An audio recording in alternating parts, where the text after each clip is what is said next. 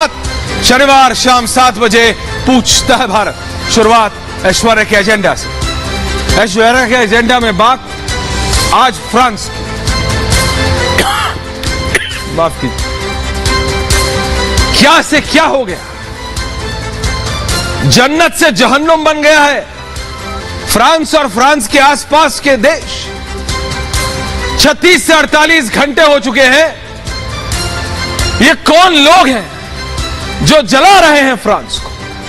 यह आपके लिए जानना बेहद जरूरी है, क्योंकि यह कोई आम प्रोटेस्ट नहीं, यह कोई सिंपल उपद्रव नहीं। ये तस्वीरें देख रहे हैं, यह यूरोप की है, यह फ्रांस की है। दर्शकों, मैं आपसे पूछता हूं, अपनी आंखें बंद कीजिए, फ्रांस और यूरोप की तस्वीर सोचिए। कैसी तस्वीर सामने आती है? सुंदर हरे हरे लॉन्स। कम से कम हमारी पिक्चरों में तो हमें यही दिखाया गया था। हालांकि I have a different opinion about it, लेकिन ऐसा था कि जैसे फ्रांस और यूरोप के देशों से सुंदर तो कोई जगह ही नहीं भाई।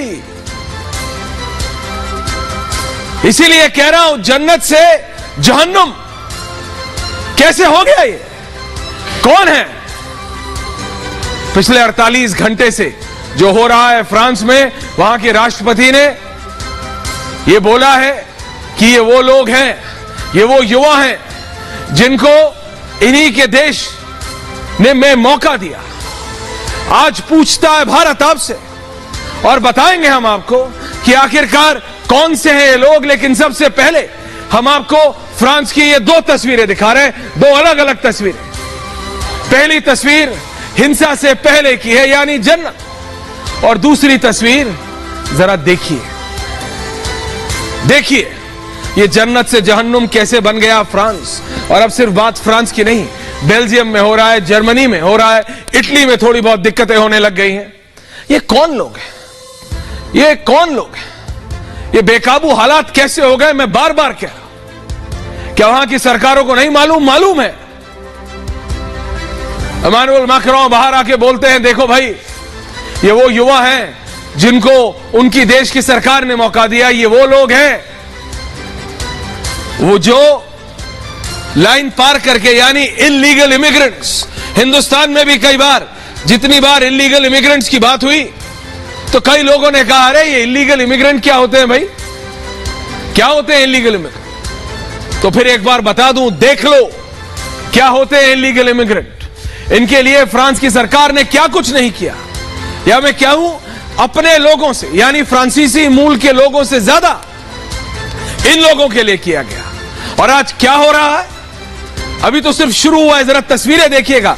और जो लोग कह रहे हैं कि यह विरोध है कि पुलिस द्वारा एक युवक को मारा गया, उसका विरोध, तो विरोध ऐसे होता है क्या? ऐसे होता है विरोध? यूरोप तो अपने आप को द सिविलाइज्ड वर्ल्ड मानता है ना। फ्रांस तो अपने आप को कहता है, देखो, we are the country of romance. हम तो प्यार का देश है, हम तो प्यार का देश है। तो जरा गरिमा, जरा ये प्यार के देश की हालत देख लीजिए। ये जो प्यार का देश है, और जो उन्होंने प्यार प्यार में अपने दरवाजे खोल दिए थे, अपनी सीमाएं खोल दी थी कि आ जाओ जिसको आना है, कोई मतलब नहीं, कोई कागज चेक नहीं होगा। तो देखो जरा कैसे जन्नत से जहन्नुम बन जाता है देश, अगर आप अपने देश की सुरक्षा नहीं करते। जब आप ये नहीं समझते कि आपके अपने लोगों, आपके अपने देश के लिए क्या जरूरी है। ये जरा तस्वीरें देख लीजिए, ये तस्वीरें देखिए आप, ये कैसी तस्वीर है, समझ रहे हैं आप? ये अभूतपूर्व है। कोई लुई विटॉन का स्टोर है, कोई ऑरेंज का स्टोर है, कोई ज़ारा का स्टोर है। ये दुकानों से, ये लुई विटॉन का स्टोर है, ये वही स्टोर है जहां से पाकिस्तान के प्रधानमंत्री 2.5-5 लाख के रुमाल खरीदते थे। वहां पे चोरी करके ये लोग, ये महिलाएं, ये कौन सा विरोध? ये महिला, ये प्ले स्टेशन यानी वीडियो गेम, और एक नहीं 2 एक साथ चुरा ले जा रही हैं। ये कौन सा विरोध है भाई?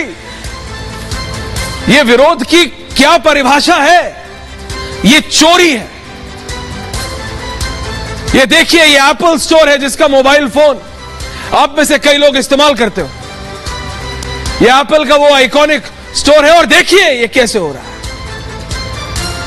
क्या हो रहा है। आगजनी हो रही है और ये आगजनी कोई आम आगजनी है कि टायर में आग लगा दी, प्रोटेस्ट कर रहे। नहीं, देखिए पूरी की पूरी मॉल्स जला दी हैं, पूरे के पूरे शॉपिंग आर्केड जला दिए हैं। फ्रांस का दूसरे नंबर का मॉल इस समय चरमपंथी एक्सट्रीमिस्ट के कब्जे में है। ये फायर ब्रिगेड की तस्वीरें देखिए, फायरमैन को मार रहे हैं भाई, जो आग बुझाने जा रहा है, सरकारी अफसर है, फर्स्ट रिस्पॉन्डर है, जो फर्स्ट रिस्पॉन्डर्स हैं उनको मार रहे हैं। आप बात समझिए, आखिरकार ये बहुत जानबूझ के किया हुआ है। और ये जो कह रहे हैं ना लोग कि देखो जो पुलिस द्वारा एक हत्या की गई थी, बिल्कुल उसका इन्वेस्टिगेशन होना चाहिए, लेकिन क्या किसी भी हाल में ये जो शहर शहर हिंसा हो रही है इसको सही ठहराया जा सकता है? पूछता है भारत, बताइए। क्योंकि जब अब से कुछ ही देर में मैं बहस शुरू करूंगा तो लोग बोलेंगे देखो ये इसलिए हो रहा है, चाहे वो नानतेरे हो, पेरिस हो, योन हो, लियोन हो, मार्सेल हो, रेने हो। और आप देखिए ये जितने भी शहर, ये फ्रांस के, और ये तो फ्रांस दिखा रहे हैं। अब शुभम दिखाना चाहिए था कि किस तरह से बेल्जियम में हो रहा है, किस तरह से जर्मनी में इमरजेंसी घोषित कर दी गई है कई शहरों में, जितने भी बॉर्डर इलाके हैं। पूरा यूरोप हिला हुआ है, लिटरली हिला हुआ है। इंग्लैंड परेशान है कि कहीं ये आग ब्रिटेन तक ना पहुंच जाए, क्योंकि जिस तरह से ये इमिग्रेंट्स और इलीगल इमिग्रेंट्स को आने दिया, क्या ये सिर्फ एक खास समुदाय के लोग नहीं? बताइए मुझे। नहीं, तस्वीरें देखिए आप। ये 10 शहरों में जो हिंसा हो रही है उसकी सिर्फ डेटा बता रहे हैं हम आपको।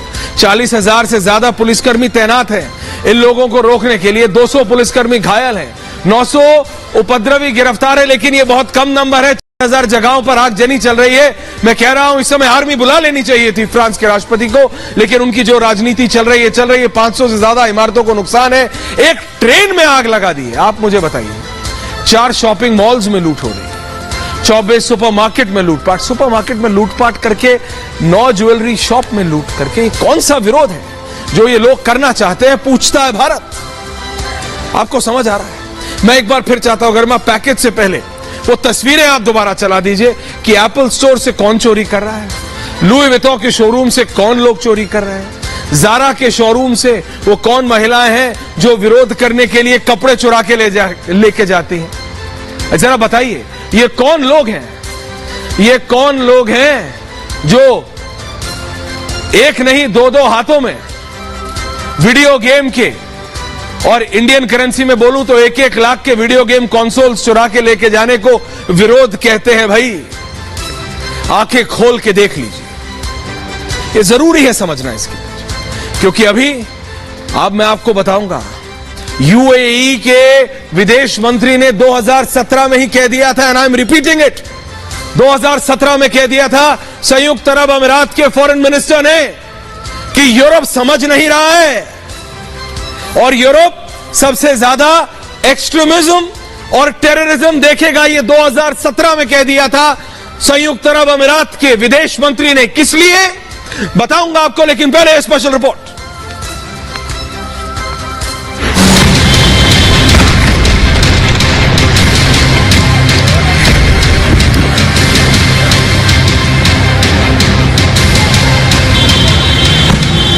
यूरोप का जन्नत फ्रांस आज जहन्नुम बन गया है। फ्रांस के चारों कोनों में हिंसा की आग फैली है। उपद्रवी शहर शहर प्रदर्शन की आड़ में तांडव मचा रहे हैं। आगजनी, तोड़फोड़ और लूटपाट कर रहे हैं। हालात इस कदर बेकाबू है कि कई शहरों में कर्फ्यू लगा दिया गया है। इंटरनेट बंद है। जहां नेट चल रहा है वहां सोशल मीडिया पर कड़ी निगरानी की जा रही है। और इन सब की वजह बना है एक पुलिसकर्मी, जिसके एक गुनाह ने पूरे देश को हिंसा की आग में झोंक दिया है।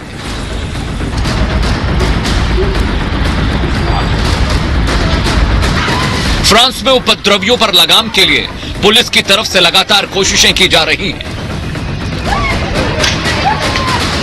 यही वजह है कि पुलिस और प्रदर्शनकारियों के बीच कई झड़प की तस्वीरें दिखी। उपद्रवियों से झड़प के दौरान करीब 200 पुलिसकर्मी जख्मी बताए जा रहे हैं। उपद्रवी इतने गुस्से में हैं कि पुलिस पर पटाखों से भी हमला कर रहे हैं। फ्रांस में उपद्रव के बीच राष्ट्रपति इमैनुअल मैक्रों ने आपात बैठक की है। इस दौरान उन्होंने देश में हिंसा के लिए जिम्मेदार लोगों के खिलाफ सख्त एक्शन की बात कही। फ्रांस में उपद्रव मचाने वालों में नाबालिग बच्चे सबसे ज्यादा हैं। इनमें से ज्यादातर बच्चे शरणार्थी परिवारों के हैं। ऐसे में सवाल यह है कि क्या फ्रांस ने जिन शरणार्थियों को शरण दी, आज वही उनके लिए सरदर्द बन गए हैं? क्या तुष्टीकरण का दाव ही उन्हें बड़े घाव दे रहा है? पूछता है भारत। पूछ रहा है भारत, क्योंकि घाव तो मिले हैं और ऐसे कि जिसका कोई तोड़ नहीं है। मैं आपको बता रहा था ना कि संयुक्त अरब अमीरात के विदेश मंत्री शेख अब्दुल्ला बिन जायद अल नहयान ने 22 मई 2017 को ही कह दिया था, दोबारा कह रहा हूं, 22 मई 2017 को ही कह दिया था कि एक दिन ऐसा आएगा जब हम अत्यधिक कट्टरपंथी, चरमपंथी और आतंकवादी गतिविधियों को यूरोप से आता देखेंगे। एंड आई रिपीट, ये किसी और देश नहीं है, भारत के विदेश मंत्री नहीं है, ये संयुक्त अरब अमीरात के विदेश मंत्री हैं अब्दुल्ला बिन जायद अल नहयान, जिन्होंने 2017 में और एग्जैक्ट तारीख 22 नवंबर को कह दिया था आतंकवाद, चरमपंथी और कट्टरपंथी गतिविधियां सबसे ज्यादा अब यूरोप से आएंगी। ऐसा उनके निर्णय लेने की कमी की वजह से, खुद को राजनीतिक रूप से सही होने की वजह से, जिसे कहते हैं पॉलिटिकली करेक्ट रहने की वजह से यह हो रहा है। और ये उन्होंने कहा कि उनका मानना है कि वे मध्य पूर्व, इस्लाम और अन्य को हमसे कहीं बेहतर जानते हैं। ये ऐसा यूरोप को लगता है, इसकी वजह से यह होगा। मुझे खेद है, पर यह शुद्ध अज्ञानता है। यह संयुक्त अरब अमीरात के विदेश मंत्री ने 2017 में कह दिया था। And I stop for a second. सोचिए, उनको मालूम था क्या हो रहा है। यह हालत सिर्फ फ्रांस में नहीं है। आप यूरोप जाइए और उन लोगों से बात कीजिए जो कि फॉरेन पॉलिसी समझते हैं, या उन लोगों से बात कर लीजिए जो अपने परिवार को लेकर यूरोप में छुट्टी मनाने जाते हैं। हालत देखिए। आप जेब कतरों की बात करते थे, आप इसी फ्रांस के 8 शहर ऐसे आपको बता दूंगा जहां आप अगर अपना पर्स लेके गए तो हाथ जेबों पे रख के जाना पड़ेगा, क्योंकि जेब कतरे घूमते हैं। और महिलाएं ज्यादा हैं क्योंकि घर नहीं चल रहा। आ तो गए इलीगल इमिग्रेंट बन के, लेकिन अब करें क्या? और ये जो आप ये सारी आगजनी देख रहे हैं, इसके पीछे जो एक ये कारण बताया जा रहा है, ये किस वजह से हो रहा है, ये मैं आपको बताऊंगा। ये क्यों हो रहा है? ये बोला गया जी, ये बोला गया, ये वो बाइट अब गरिमा बाद में चलाएंगे। अब हम पहले जा रहे हैं कि क्यों हुआ है, क्योंकि आपको समझना जरूरी है। ये पूरी आगजनी कैसे हो? एक, क्योंकि इसमें आपको जानना जरूरी है कि कौन था नाहेल। आपको जानना जरूरी है। 17 साल का नाहेल अपने मां बाप का लौता बेटा था, ठीक है, था। पुलिस के कहने पे यह कहा जाता है कि पुलिस ने जानबूझ के उसको मारा। नाहेल 17 साल का था, एक लौता बेटा था, अल्जीरियाई मूल का था, डिलीवरी बॉय था। उनके पिताजी ने कहा कि मेरा बेटा मेरी जान था, वो मेरा सहारा था। उनके माता पिता ने कहा मुझे उससे, पुलिस वाले जिन्होंने मारा, उनसे बदला चाहिए। मैं बहुत गुस्सा हूं, वो बात ठीक है, लेकिन आपको यह लगता है कि वो एलवी का स्टोर इसका बदला लेने के लिए लूट रहे? वो ज़ारा से कपड़े, वो महिलाएं इसका बदला ले रही हैं या अपना विरोध प्रकट कर रही हैं? वो वीडियो गेम चुरा रहे हैं, कोई मोटरसाइकिल के शोरूम में घुस के 10-10, 20-20 लाख रुपए की मोटरसाइकिलें चुरा रहे हैं, क्या नाहेल का बदला लेने के लिए? नहीं, वो अपने मां बाप का इकलौता बच्चा था। लेकिन जो कारण बताया जा रहा है वो बिल्कुल गलत है। ये एक लड़ाई है जो शुरू हो चुकी है और फ्रांस ये समझता है। फ्रांस को इसके कारण भी पता है और यही कारण हम आपको बताने जा रहे हैं और उसके बाद शुरू करेंगे पूछता है भारत में डिबेट, ये स्पेशल रिपोर्ट।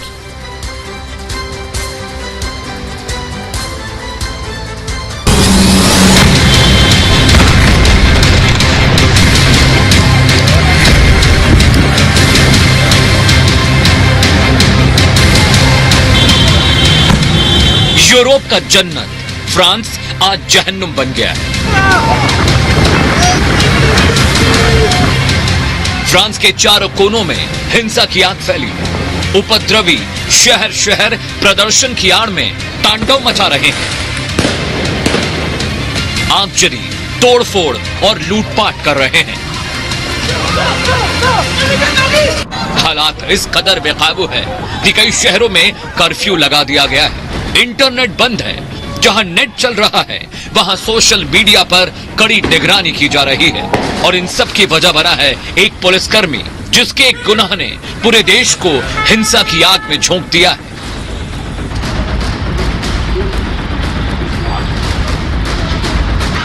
फ्रांस में उपद्रवियों पर लगाम के लिए पुलिस की तरफ से लगातार कोशिशें की जा रही हैं। यही वजह है कि पुलिस और प्रदर्शनकारियों के बीच कई झड़प की तस्वीरें दिखी। उपद्रवियों से झड़प के दौरान करीब 200 पुलिसकर्मी जख्मी बताए जा रहे हैं। उपद्रवी इतने गुस्से में हैं कि पुलिस पर पटाखों से भी हमला कर रहे हैं। फ्रांस में उपद्रव के बीच राष्ट्रपति इमैनुअल मैक्रों ने आपात बैठक की है। इस दौरान उन्होंने देश में हिंसा के लिए जिम्मेदार लोगों के खिलाफ सख्त एक्शन की बात कही। फ्रांस में उपद्रव मचाने वालों में नाबालिग बच्चे सबसे ज्यादा हैं। इनमें से ज्यादातर बच्चे शरणार्थी परिवारों के हैं। ऐसे में सवाल यह है कि क्या फ्रांस ने जिन शरणार्थियों को शरण दी आज वही उनके लिए सरदर्द बन गए हैं? क्या तुष्टीकरण का दाव ही उन्हें बड़ी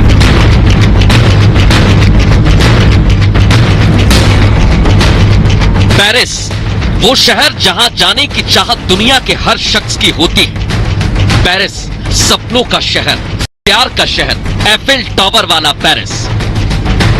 क्या बॉलीवुड, क्या हॉलीवुड, पेरिस और उसके अंदाज पर कई फिल्में बनी। विविधताओं से भरा पेरिस, लेकिन अब इस पेरिस की पहचान सवालों के घेरे में आ गई है। वजह है ये तस्वीरें। नफरत की आग में जलता पेरिस, लूटपाट, मारकाट, सिसकता पेरिस। आखिर पेरिस इतना बदसूरत क्यों हो गया? वजह एक ही है, एक ऐसी सोच जिससे समाज की समरसता, सद्भाव गवारा नहीं। आखिर पेरिस सहित फ्रांस इस आग के हवाले कैसे पहुंचा? इसके लिए एक दशक पीछे की कहानी जानना होगा। जब अरब देशों में क्रांति के बाद बड़े पैमाने पर पलायन, लोग अरब देश छोड़कर यूरोप में शरण लेने भागे। इस दौरान कई देश ने इन्हें शरण देने से मना कर दिया, लेकिन कुछ देशों ने मानवता दिखाते हुए उन्हें शरण दी। फ्रांस भी उन देशों में शामिल रहा। हालांकि कुछ नेताओं ने अरब के लोगों को शरण देने की खिलाफत की थी और आने वाले समय में अंजाम भुगतने की चेतावनी दी थी। There will come a day that we will see far more radical extremists and terrorists coming out of Europe because of the lack of decision making, trying to be politically correct, or assuming that they know the Middle East and they know Islam and they know the others far better than we do. And I'm sorry, but that's pure ignorance. अरब देशों के लोगों को शरण देने में France ने किसी की नहीं सुनी। उसने दिल खोलकर शरणार्थियों को अपने देश में जगह दी। लेकिन आज यही शरणार्थी पूरे फ्रांस के लिए मुसीबत बने हुए हैं। ऐसे में सवाल ये कि क्या फ्रांस में शरण लेने वाले शरणार्थियों को जिस थाली में खाना मिला वो आज उसी में छेद करने पर आमादा है? पूछता है भारत। इस पर अब कोई सवाल नहीं है, कोई सवाल नहीं है इसमें कि भाई जिस थाली में खाया उसी में छेद किया। दुनिया में यहां तक कि 2017 में सरवर साहब संयुक्त अरब अमीरात के विदेश मंत्री ने कह दिया था कि आपको यूरोप को लगता है कि वो इस्लाम को हमसे ज्यादा समझते हैं, तो सुन लीजिए, सबसे ज्यादा कट्टरपंथी, चरमपंथी और आतंकवादी गतिविधियां अब यूरोप से आएंगी। और ये हालत देख रहे हैं, गरिमा जरा फुल फ्रेम चला दीजिए एक बार, फुल फ्रेम। मेरे साथ आज दीपक वोरा जी हैं, फॉर्मर डिप्लोमैट हैं, रविंद्र सचदेव जी हैं, इंटरनेशनल अफेयर्स एक्सपर्ट हैं, कैप्टन सिकंदर रिजवी हैं, प्रेम आनंद मिश्रा जी हैं, प्रोफेसर रमीज दाऊदी साहब हैं, मौलाना हाफिज गुलाम सरवर जी और सैयद जावर। सरवर साहब, मैं इसलिए पूछ रहा हूं क्योंकि हिंदुस्तान की पर्सपेक्टिव में भी, भारत के पर्सपेक्टिव में भी यह कहा जाता है कि देखो इलीगल इमिग्रेंट्स क्या है, क्या है इलीगल इमिग्रेंट्स? कुछ नहीं है। जब आप इलीगल इमिग्रेंट्स को अपने देश की जनता से ज्यादा तवज्जो देखते हैं तो रिजल्ट आपके सामने है सरवर साहब, और ये मैं नहीं कह रहा, पूरा विश्व देख रहा है सरवर साहब, विथ फुल विजुअल्स। गरिमा, देखिए, नो डाउट जो बातें आपने कही है, नहीं मैंने नहीं कही, हो रही है, मैं कहूं या ना कहूं आज वो इतना महत्व नहीं। आज देखिए हो क्या रहा है आपके सामने, एक तो आप फुल फ्रेम देखिए सरवर साहब। समय समय पर इतिहास भूगोल कई बार बदला है, पूरे विश्व को यहाँ पर बड़े बड़े आप नहीं आप ये कह रहे नहीं सरवर साहब इज वेरी, आप ये कह रहे हैं कि ये भूगोल बदलने के लिए हो रहा है? नहीं मैं बता नहीं आप ये कह रहे हैं कि ये बदलने के लिए हो रहा है सरवर? यहाँ के are you saying this is happening for a change? हमने फिजी भी देखा है, जॉर्ज स्पिट की क्रांति भी देखी है।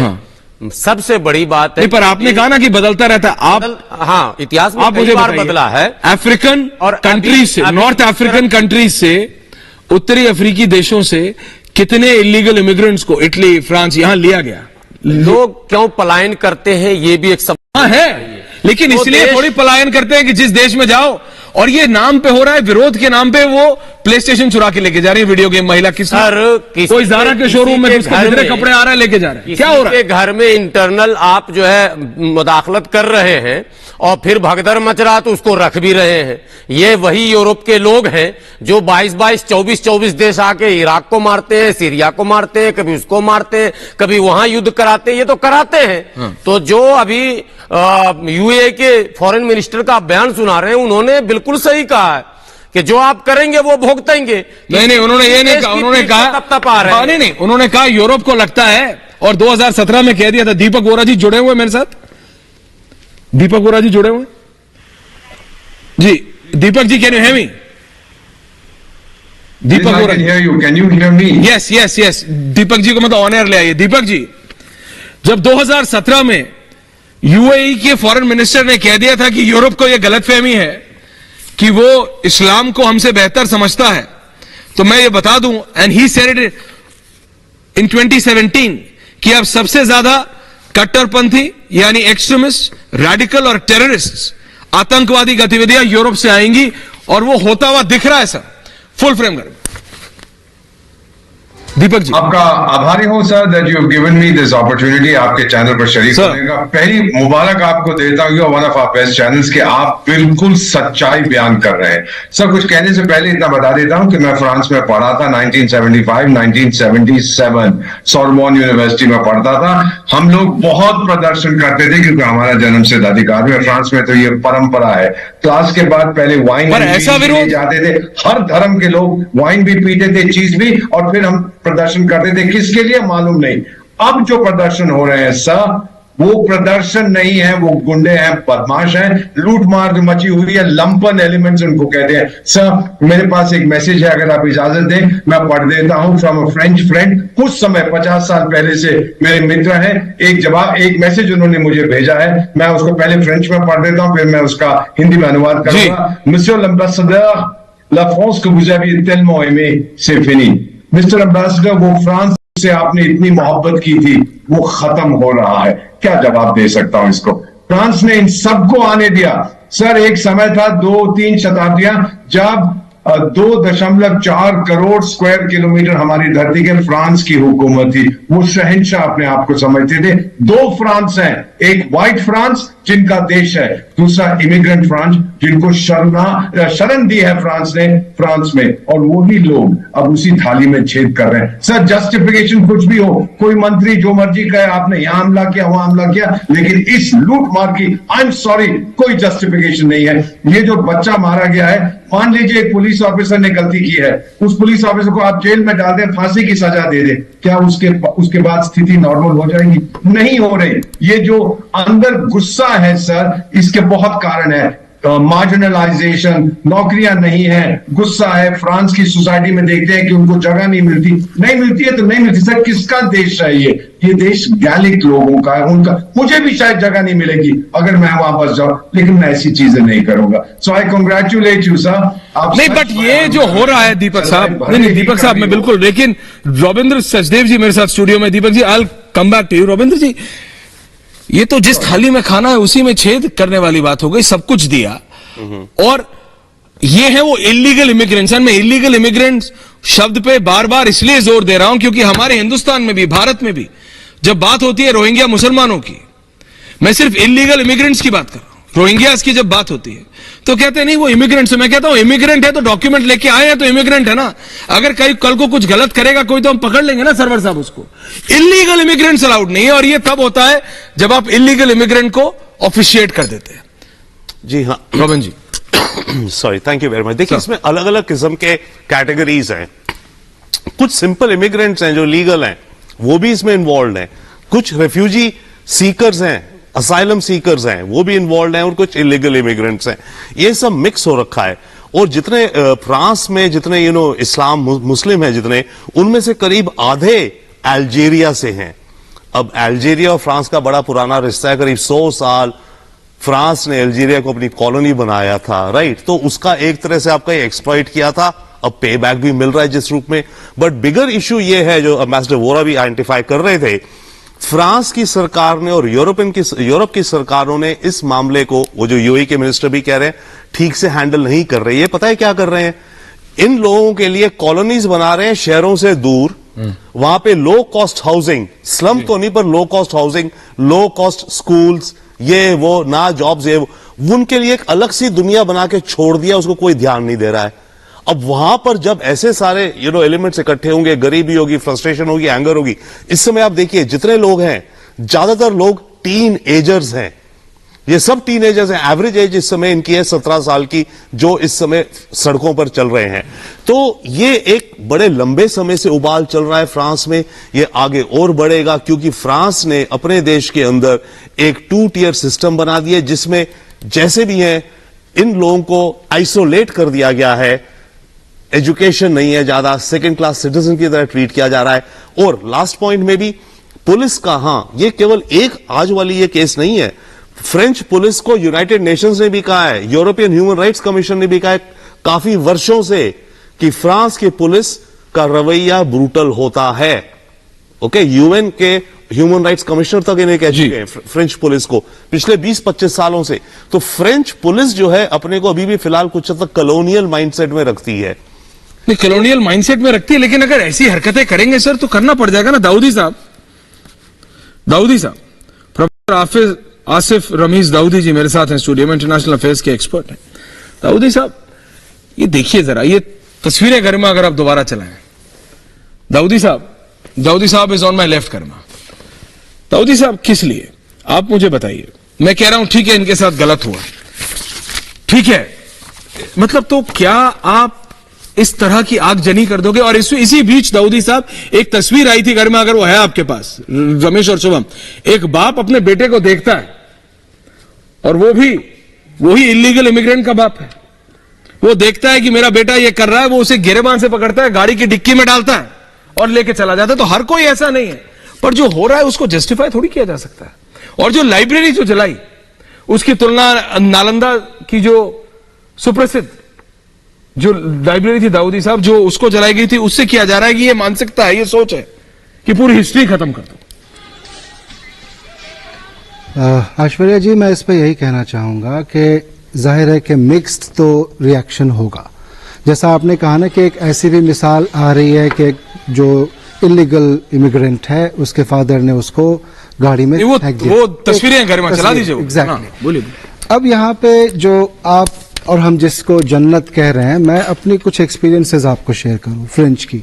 और अभी कुछ हफ्ते मैं सिर्फ ये कहना चाहता हूं, ऐसा एक परसेप्शन क्रिएट थे। एग्जैक्टली। चाहे वो हमारी फिल्में हो, चाहे वो दो हो। मैंने ये भी कहा कि मेरा पर्सनल व्यू कुछ और हो सकता है। एग्जैक्टली। मेरा पर्सनल व्यू कुछ और हो सकता है, लेकिन एक ऐसा व्यू था, ये वाला नहीं गरिमा। एक विजुअल है शुभम, वो चलाओ, जिसमें बाप अपने बेटे को डिक्की में डाल के लेके जा रहा है, गाड़ी की जबरदस्ती वो चलाई। दाऊदी साहब ये एक परसेप्शन क्रिएट कर दिया गया था कि भाई और Europe means romance, Europe means Europe से सुंदर कुछ है ही नहीं, यूरोप ही यूरोप है, सुंदरता की परिकाष्ठा है यूरोप। और उसी यूरोप को जब हम इस तरह से देखते हैं तो उस संदर्भ में मैंने कहा था जन्नत से जहन्नुम। नहीं, बिल्कुल सही है आपकी बात, और इसको हम किसी भी तरीके से जस्टिफाई बिल्कुल नहीं कर सकते। मैं आपसे कह रहा हूं कि इस तरीके से अगर उपद्रव या इस तरह से आप इसको रिएक्ट करेंगे कि पूरा देश जो है जल उठे, ये बिल्कुल भी एक्सेप्टेबल है। लेकिन सच्चाई को, जैसे भी यूएन का जिक्र अभी आपसे सचदेवा जी कर रहे थे, और जो हकीकत है कि वहां की पुलिस का रवैया इनफैक्ट बहुत ही ज्यादा एक्सेप्टेबल नहीं है और उसमें बहुत सी चीजें सुधारने की जरूरत है। अभी मैं आपसे जिक्र कर रहा था कि 3-4 हफ्ते पहले मेरा ही दोस्त, मेरे यूनिवर्सिटी में प्रोफेसर है, मुमताज नाम है उसका, बंगाल से, जद्दा में मेरे साथ होता है, वो अभी गया हुआ था फ्रांस में, पेरिस में। इतने हादसे हुए। अभी तो आप लूट मार की बात कर रहे हैं कि इस केओटिक सिचुएशन में हो रहा है, उसके साथ तो नॉर्मल दिनों में हुआ है। नॉर्मल दिनों में ऐसा वो फैमिली को लेके परेशान रहा। 4 आवर्स में जेब कतरे के बारे में कहा जाता था सरवर साहब की दिल्ली की बसों में मत बैठो, जेब कतरे, आप वहां पे घूम नहीं सकते जी। सरवर साहब को भी ले आइए घर। मैं सीरियसली कह रहा हूँ। कुछ बोलिए दाऊदी साहब, मैं यही कहना चाहूंगा कि ये जो तमाम चीजें हो रही हैं, इलीगल तो इलीगल होता ही है जी। इसका कोई ये तो इलीगैलिटी नहीं, ये तो जंग हो रही है साहब। ये देखिए, ये वो तस्वीर, जरा इसको गरिमा एक बार ना फुल फ्रेम दोबारा चला दीजिएगा। लेकिन ये है वो बाप, वो अपने बेटे को गिरेबान से पकड़ता है और गाड़ी की डिक्की में डालता, वो चले यहां से। तो ये भी एक चेहरा है, मैं वो भी दिखा रहा हूं। इसका चेहरा जो मैं कह रहा हूं, ये एक रिवोल्ट नहीं है, ये तो जंग हो रही है साहब। एग्जैक्टली वो यही कह रहा था कि इसमें बाकी और भी लोग इन्वॉल्व, जो इस इन्वेस्टिगेशन के बाद ही पता चल पाएगा। लेकिन मैं इस सिचुएशन में जो वहां की पुलिस और वहां की जो लॉ एंड ऑर्डर सिचुएशन है, मैं जानता हूं बहुत ही ज्यादा बहुत प्रॉब्लम्स हैं वहां पे, जिसको हम एक्सेप्ट नहीं कर सकते। और ये जो सिचुएशन बनी है आज, ये मैं इसको भी कंडेम करता हूं, साथ साथ जिसकी वहां पे जिसका कत्ल हुआ है, जिस 17 साल के नाहिल का, मैं उसको भी कंडेम करता हूं। और इसलिए करता हूं कि उस बच्चे की जान सिर्फ इसलिए गई है यूएन रिपोर्ट्स और दूसरी चीजों के बावजूद। मैं कह रहा हूं सारी रिपोर्ट दाऊदी साहब, मैं कह रहा हूं क्या इससे पहले फ्रांस में मर्डर नहीं हुआ? मैं आपसे कह रहा हूं कौन से देश में नहीं होता, आप मेरे को बताइए। रियलिटी ऑफ सोसाइटी है, अमेरिका में नहीं होता? बिल्कुल होता है, एवरी सेकेंड डे होता है, एवरी सेकेंड डे, चाहे वो क्राइम अगेंस्ट ब्लैक्स हो, हिस्पैनिक्स हो, एशियंस हो, होता है दाऊदी साहब। बिल्कुल, आप तो फॉरेन अफेयर्स एक्सपर्ट है, होता है नहीं होता? होता है। क्या आपने ऐसी हालत देखी है अमेरिका में? नहीं हो सकती है ऐसी हालत अमेरिका में? पुलिस आती है 1 मिनट में, ये इसलिए है क्योंकि आपने इलीगल इमिग्रेंट्स को, सरवर साहब, और मैं फिर आ रहा हूं पॉइंट पे, इलीगल इमिग्रेंट्स को आपने ऑफिशिएट कर दिया। आपने इलीगल इमिग्रेंट्स को इतना शक्ति दे दी। जवाद साहब, सही है जवाद, आ रहा हूं, आज आप स्टूडियो में नहीं है, इसका मतलब ये नहीं मैं नहीं आऊंगा। दीपक जी आ रहा हूं। सरवर साहब, इलीगल इमिग्रेंट्स को आपने सब कुछ दिया, सब कुछ, और उसका रिजल्ट पूरा विश्व देख रहा है। यूएई ने कह दिया था मत करो, ये हम समझते हैं इनको तुमसे बेहतर, डोंट डू इट। सरवर साहब देखिए, सचदेवा साहब ने एक बात कही थी कि इसमें 2-3 तरह के लोग शामिल हैं। आप बार बार इलीगल इमिग्रेंट्स की बात कर रहे हैं जी। मैं कह रहा हूं वो लीगल भी है उसमें, जिनको सरकार ने रख लिया, बुला लिया। इलीगल को तो 90% को तो लीगल ही कर दिया। तो मान लीजिए, लेकिन तमाम राष्ट्र के नीति निर्धारकों को इससे सबक लेने की आवश्यकता है कि आप जब पॉलिसी बनाते हैं तो आपको इन सभी चीजों का ख्याल रखना है। या तो आप किसी को मानवता के नाम पर शरण दीजिए नहीं, और अगर देते हैं तो मानवता वाला ही व्यवहार भी कीजिए। ये दोनों बातें तभी पूरक होंगी। आप एक तरफ दिखा रहे हैं दुनिया को कि हमने ह्यूमैनिटी के नाम पर इनको दे दिया शरण, ये अब रहे मेरे यहां मस्त, लेकिन अगर वो हैं पस्त और फिर पुलिस का उनके साथ व्यवहार है अमानवीय, तो देर सवेर तो देश ही जला दोगे। नहीं, ये तो बिल्कुल गलत, देश ही जला दोगे सरवर साहब, ये बिल्कुल गलत है, देश जला दो। लेकिन सर कहीं ना कहीं ये पहला वाकया नहीं है। फॉरेन एक्सपर्ट सब बैठे हैं, हमको लगता है 13-14 मरतबा तो ऑन रोड ट्रैफिक पुलिस ने इस तरह की साहब को भी ले, हाँ। तो इस पर भी नजर रखनी चाहिए। ये तो जो घटना है इसकी निंदा जितनी की जाए कम है, और लेकिन इसे सबक लिया जाए, सिर्फ निंदा ना किया जाए। ये टेरर पॉलिसी बनाने वालों, विशेषकर मैं भारत का हूं, मैं अपने देश के पॉलिसी बनाने वाले से कहता हूं, आपको भी सचेत और सावधान रहना है। हमारे यहां अभी बॉर्डर में कई देश हैं जहां उथल पुथल है, वहां भी से भी लोग आ रहे हैं, और लीगल और इलीगल दोनों मसला मेरे देश में भी चल रहा है। रोहिंग्या सब लीगल नहीं है, कुछ इलीगल भी है। तो अगर हमारी एजेंसियां सावधान नहीं होंगी, हमारी पॉलिसी क्लियर नहीं होगी, तो समस्याएं हमारे यहां भी आ सकती हैं। तो हमको तो सबक लेने की जरूरत है। हम केवल इसकी निंदा कर दें, हम गलत कह दें, मेरे गलत कहने से खत्म तो हो नहीं रहा, लेकिन सबक हम अगर लेंगे तो शायद भविष्य में हमारे यहां इस तरह की घटना न घटेगी। ये हम कह सकते हैं। Rizvi sahab, I want your take on this. देखिए, मैं सुन रहा हूं काफी देर से हमारे मित्र लोग बोल रहे हैं, लेकिन ये जो दंगे फ्रांस में होते हैं, इसको आप पीछे इतिहास देखिएगा, 91 से लेके 79 के बाद से आ जाइए 95 में जो जिसने फ्रांस के अंदर बॉम्बिंग करी थी उसका नाम था खालिद केलकई, और वो अल्जीरिया का रहने वाला था, इमिग्रेंट था, और वो पूरी ऑर्गेनाइज बॉम्बिंग थी, पूरा तहलका मच गया था। उसके बाद में पुलिस ने उसको ढूंढा, जब उसको शूट कर दिया गया तो सारे अल्जीरियन जितने अरब थे, जितने वहां के मुस्लिम थे, जितने वहां के मस्जिदों के लोग जुलूस लेकर बाहर निकल आए और दंगा शुरू हो गया। 95 की बात है ये। अल्जीरिया क्यों, चाहे मोरक्को क्यों हो, लेकिन इस चीज का ध्यान नहीं दिया जा रहा है कि उसके अंदर बहुत सारे टेररिस्ट स्लिप कर करके गए हैं। यहां तक की खबर है, रिपोर्ट है कि जो सीरिया के अंदर बॉम्बर थे, सीरिया के जो टेररिस्ट थे वो भी फ्रांस पहुंच चुके हैं, जो इन लोगों को भड़का रहे हैं। लेकिन भड़कने के साथ साथ क्या है कि ये दुकानें लूटने की जो बात है, ये गरीबी नहीं है, ये वहां की इकोनॉमी को फेल करने की साजिश है। ये नहीं कि लूट लूट के भाग रहे हैं, कर दिए। ये देखिए, ये यामाहा के शोरूम में घुस गए जी, और ये मोटरसाइकिल्स, कपड़े वपड़े तक सीमित नहीं है जी। अब तो ऑटोमोबाइल्स चुराए जा रहे हैं, मोटरसाइकिल्स चुराई जा रही हैं। बिल्कुल ठीक कह रहे हैं। ये मैंने बोला ना कि ये यहाँ ये भी टेररिज्म का एक पार्ट है कि वहां की इकोनॉमी को फेल करने की तैयारी हो रही है और इनको ट्रेन किया जा रहा है बैठ बैठ करके वहां पर जो उन्होंने सबब बना दिए गए हैं। मोडस ऑपरेंडी है पूरा, ये मोडस ऑपरेंडी है। और वहां पे अल्जीरियंस खास करके कर रहे हैं। जो टेररिस्ट अटैक हुआ था 95, वो भी अल्जीरियन था और वहां पर इनके पूरे ग्रुप बन चुके हैं। इन लोगों ने लूटमार, पुलिस के गवर्नमेंट के खिलाफ कम होते लूटमार करना शुरू करते थे और उन महंगी जगहों पे उन महंगे ब्रांड के बर्बाद करते हैं जिससे वहां की इकोनॉमी फेल हो जाए और फ्रांस, ये पेरिस जो भी है बर्बाद हो जाए। ये साजिश है, ये बहुत आसान चीज नहीं जिसको हम कह रहे हैं साहब वो बच्चा मर गया, इनको बहाना मिलना चाहिए। वो ठीक है, बेचारा अकेला था घर का, उसको मार दिया, लेकिन जो लूटमार शुरू हो रही है और जो ये पूरा आग लग रही है, धीरे धीरे यूरोप में फैलने की तैयारी हो रही है, ये इंटरनेशनल साजिश है। इसके पीछे देखिए कौन सी ताकतें हैं जो इनको सपोर्ट करती हैं। आईसिस के लोग भी स्लिप कर करके फ्रांस पहुंच चुके हैं, वहां पर इन लोगों को ट्रेन कर रहे हैं जो आज लूटमार हो रही है। ट्रेन कर रहे दीपक जी, दीपक वोरा जी, ये देखिए एप्पल स्टोर, यामाहा के शोरूम से मोटरसाइकिल चुरा रहे। It's no more just entering into Zara का स्टोर और जितने कपड़े मिले वो कपड़े ले आए। इट्स नो मोर कि आपने लुई विटॉन का शोरूम तोड़ दिया, वहां से लाखों करोड़ों के बैग्स चुरा रहा है। ये तो यामाहा के शोरूम से मोटरसाइकिल चुरा के ला रहे, एटीवीज चुरा के ला रहे, यानी it's no holds barred, there is no control. This is pure terror sir, और कुछ नहीं है। आपने अभी पेरिस की बात की थी as a romantic city. 46 years ago इस बहुत खूबसूरत महिला से मैंने प्रपोज किया था पेरिस में, अभी तक मेरी पत्नी है वो sir. Beautiful city, lovely place, लेकिन अब जो हम देख रहे हैं प्योर टेरर, लंपेन एलिमेंट जो हम कह रहे हैं। यहाँ पे बैठे हुए कुछ लोग बहुत सुपीरियर एटीट्यूड है, ये भी खराब है वो भी खराब है। सर पुलिस ऑफिसर ने जो किया उसने अपनी ड्यूटी में किया, सही है गलत है इन्वेस्टिगेशन बताएगा, लेकिन इस तरह का response, I am sorry, this is not acceptable. और इसका परिणाम क्या होगा? फ्रांस में इमिग्रेशन लॉ और टफ हो जाएंगे, पूरी दुनिया में और टफ हो जाएंगे। और जो भी मजहब है इस बच्चे का, जो लोग यहाँ पे आतंक कर रहे हैं उस मजहब के, बट आई थिंक होना चाहिए। अब दीपक जी आप कह रहे होना, मैं कह रहा हो जाना चाहिए।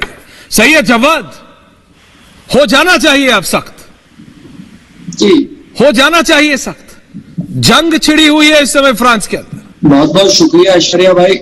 दाऊदी साहब, ऐश्वर्या भाई देखिए, तशद्दुद कहीं पर भी हो, तशद्दुद की मजम्मत होनी चाहिए और मैं मजम्मत करता हूं तशद्दुद की, कहीं पर भी।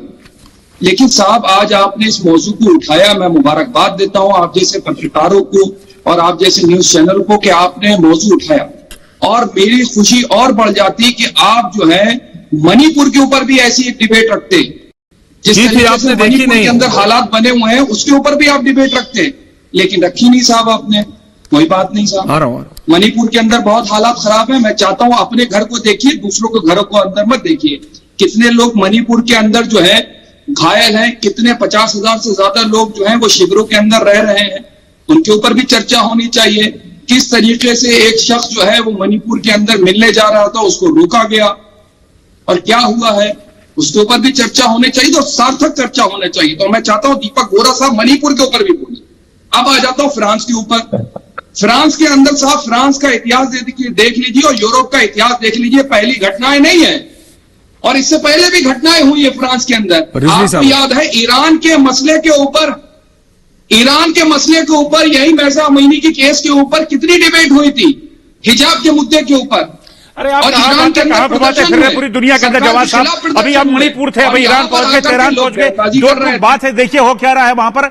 आपको प्रोग्राम के ऊपर बताना पड़ा, ऑब्जेक्शन हो रहा है साहब, आप मणिपुर दिखा के आप फ्रांस दिखाते हैं। अरे प्रॉब्लम क्या भाई, जो लूटमार कर रहे हैं वो अल्जीरियन है, वो अफ्रीकन है, वो मुस्लिम है, सरकारी चरण चुंबक खामोश बैठो, बीच में लूटमार कर रहा है, कौन ज़ारा कौन उमर का लिहाज कर रखा है, ये सारे मुसलमान है, अरबी मुसलमान है, मोरक्कन है, अल्जीरियन है, बिल्कुल लूट लिया, किसने लूट लिया? बिल्कुल नहीं लूटा है। आप लोग ये मोरल सॉवरेनिटी है, टोटल टेररिज्म में किसी कंट्री में टेररिज्म है, ये जहां पे जाते हैं स्थापित दंगे मुसलमान वहीं लूटमार अफ्रीकन पूरे यूरोप में।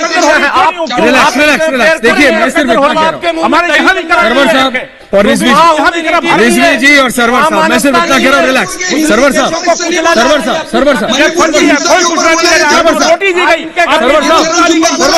हिस्ट्री को बदल नहीं सकता। एक सेकंड, सही है जवाब, रिलैक्स, मैं आ रहा हूं, मैं तो वो भाग के आपके घर, सरवर साहब कोई नहीं करता,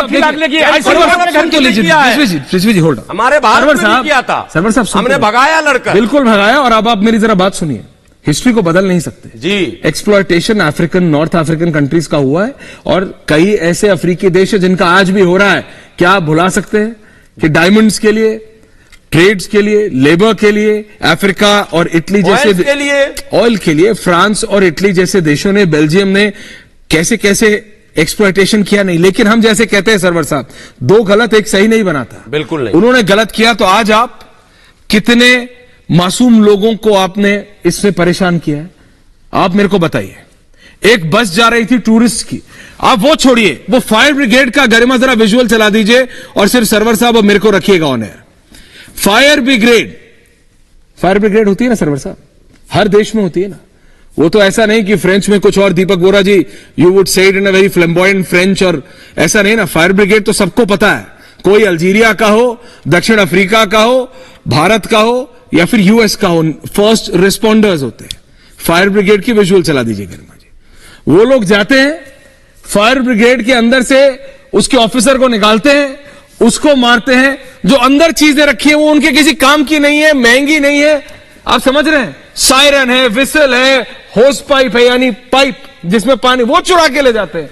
वो चाहते नहीं कि वो फायर ब्रिगेड आग को बुझाए। देखिए इसका कुछ, ये मैं कह रहा हूं सोच, देखिए सिर्फ सोच बताने के लिए आपसे कह रहा हूं सरवर साहब, जो हुआ 100 साल पहले, 200 साल पहले, 400 साल पहले जो हुआ, तो उसके हिसाब से तो बहुत सारे देशों को बहुत कुछ कर देना चाहिए था।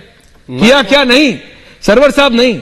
इसका अंत क्या होगा? आप इसको अगर जस्टिफाई करेंगे रत्ती भर भी सरवर साहब कि ऐसा किया था इन लोगों ने, यूरोपियन बिल्कुल किया था, हिस्ट्री है साहब, बिल्कुल। क्या भारत के साथ नहीं किया था? क्या फ्रेंच कॉलोनी भारत में नहीं थी? क्या पुर्तगाल की कॉलोनी भारत में नहीं थी? हिंसा के कारण हुआ है, क्या भारत बहुत ही गलत हुआ है। तो ये आपको बोलना जरूरी है। The country is watching. बच्चे के साथ जो हुआ वो गलत, बिल्कुल गलत है, लेकिन उसका इंसाफ का ये तरीका, हाँ, ये कोई इंसाफ बर्दाश्त नहीं करेगा। ये कहां से कहां तक सब समाज नहीं करेगा। लेकिन जब आप उसको कोई और एंगल देना चाहते हैं तो हिस्ट्री बात सामने आती है। कौन सा? मैं तो आपकी वो बात जो यूए के फॉरेन मिनिस्टर की बात थी और सचदेवा साहब ने जो मुद्दा उठाया, मैं 100% इस बात से एग्री करता हूं कि इन्होंने जो बात की वो बिल्कुल आईना है और ये सबके लिए सबक है। नहीं, सचदेवा साहब के पास ही जा रहा हूं। सचदेवा साहब, इसका जो जस्टिफिकेशन है वो घूम के कहीं आ रहा है। Deepak ji, I will come back to you.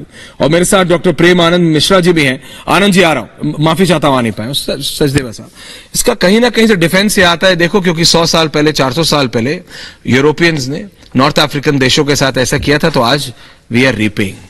ये कैसे जस्टिफाई हो सकता है? जस्टिफाई बिल्कुल, this is trying to justify terror sir. Justify बिल्कुल नहीं हो सकता। देखिए, हम जो करते हैं इस डिस्कशन में, एट टाइम्स हम मानो कॉज ढूंढने का कोशिश करते हैं, right, which is not justification. पर अभी जो हो रहा है ना, ये 100 साल पुरानी वाली भी नहीं है। ये तो अभी जो सीरिया में, आपकी लीबिया में पिछले 10-15 साल में जो सारी उथल पुथल हुई है ना, उसका बहुत बड़ा असर है, जो कि यूरोप में बिल्कुल बना है। So that's the cause, one big cause, right. अब जहां तक बात रही violence and all, absolutely I think कोई बिल्कुल कॉमन सेंस आज की सोसाइटी में, समाज में नहीं इसको एक्सेप्ट करेगा। ये तो वायलेंस की हर सीमा पार कर गया। बट असलियत जो है इस समय, असलियत जो है, ये इलाके प्रेशर कुकर बन गए हैं। फ्रांस के बड़े शहरों के बाद जो इस तरह की कॉलोनीज हैं जो फ्रेंच सरकार ने बनाई, अब जो भी था उसका, बट रिजल्ट आज की तारीख में कि हाँ, ये प्रेशर कुकर्स बन गए हैं। एक चीज और है इसमें, यहां पर फ्रांस में रेस का बड़ा है और कलर का है, कुछ हद तक अभी इस्लामिक, सर वो तो अमेरिका अभी नहीं है, पर वो अब बढ़ने लगा। सर वो तो अमेरिका में भी है। मैं सिर्फ प्रेम आनंद मिश्रा जी के पास जा रहा हूं, अगर मैं 30 सेकंड के लिए आया नहीं हूं। प्रेम Anand ji, I want your comment. मेरी आवाज आ रही है? जी आ रही है। प्रेम आनंद जी बोलिए। जी, डॉक्टर साहब। सबसे पहले तो देखिए, बात अगर फ्रांस पे हो रही है तो उस मुद्दे को फ्रांस पे रखना ज्यादा अच्छा होगा दर्शकों के लिए भी। दूसरी बात, जो डिबेट है बेसिकली फ्रांस में जो जिस तरह की घटनाएं घट रही हैं, वो सचमुच में आप देखें तो कहीं ना कहीं जो दुनिया भर में प्रोटेस्ट होते हैं वो स्टेट और सोसाइटी के बीच जो डिफरेंसेस हैं उसका एक लॉजिकल एक्सप्रेशन भी है। चाहे हांगकांग में हो, चाहे सूडान में हो, उसके डिफरेंट एक्सप्रेशन हो सकते हैं। लेकिन जो अभी फ्रांस में हो रहा है, बेसिकली इसको मोबोक्रेसी कहते हैं। बेसिकली डेमोक्रेसी में अब प्रोटेस्ट बहुत ही लॉजिकल चीजें हैं, लेकिन प्रॉपर्टीज डैमेज करना और खुद की प्रॉपर्टीज डैमेज करना, ये बेसिकली अब वर्ल्ड को ये नोटिस दे रहे हैं कि हम जो है तो बिलीव नहीं करते हैं डेमोक्रेटिक प्रोटेस्ट में। और दूसरी बात कि हिस्ट्री का अपना एक रीजन होता है। Chicken has always come home to roost, चाहे अमेरिका का हो चाहे कहीं का भी हो। लेकिन प्रोटेस्ट इजिप्ट में भी होते हैं, सूडान में भी होते हैं। प्रोटेस्ट ऐसा नहीं है कि सिर्फ और सिर्फ कॉलोनियल पास्ट की वजह से ही होता है। दूसरी बात जो है कि आप जिस तरह की प्रॉपर्टी डैमेज कर रहे हैं और जो एक रेशियल बात जो है, आनंद जी देखिए आप जी, आनंद जी माफी चाहता हूं, आपके साथ टेक्निकल एरर था, मैं जुड़ नहीं पाया, मैं लेट हूं, समय कम है, लेकिन मैं सिर्फ उन तस्वीरों के साथ छोड़े जा रहा हूं और आप सबके पास। But Anand ji, we will have a long discussion with you doctor साहब। माफी चाहता हूं, मैं सिर्फ इतना कह सकता हूं, दीपक वोरा जी, 25-30 साल पहले जिस देश में आपने पढ़ाई और प्रपोज किया था ना, आज वो देश जल रहा है दीपक वोरा जी। I can only say this. मेरे को बिल्कुल खुशी नहीं हो रही है ये तस्वीरें दिखाते हुए, but that's the reality Deepak ji, that's the reality. आप सबका बहुत बहुत धन्यवाद, मेरे पास इतना ही समय। Thank you very much to all of you, बहुत बहुत धन्यवाद आपसे, thank you. Fortune soybean oil, इसमें है सेहत के लिए जरूरी गुण। लॉक, सेहत से भरा घर का खाना, फॉर्च्यून सोयाबीन ऑयल। सीधे सीधे आपको बता रहे हैं कि 5G स्पीड से 5 अगस्त को UCC आ रहा है। जी हाँ, ये इसलिए बोल रहे हैं क्योंकि 5G स्पीड से इसलिए कह रहे हैं क्योंकि